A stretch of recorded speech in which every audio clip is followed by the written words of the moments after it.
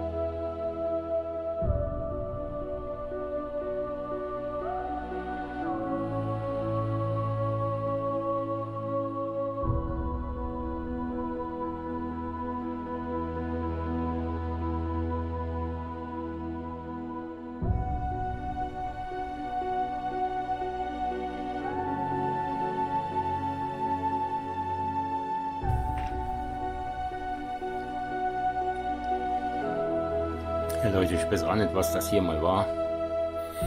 Keine Ahnung. Vielleicht ein Feriendorf, ein kleines. Keine Ahnung.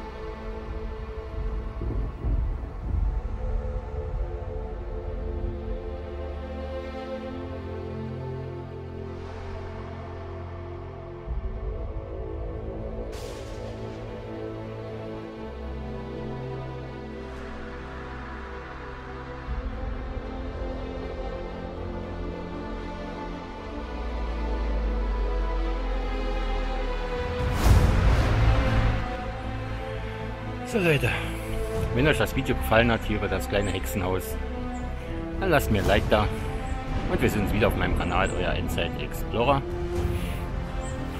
Okay, Daumen hoch.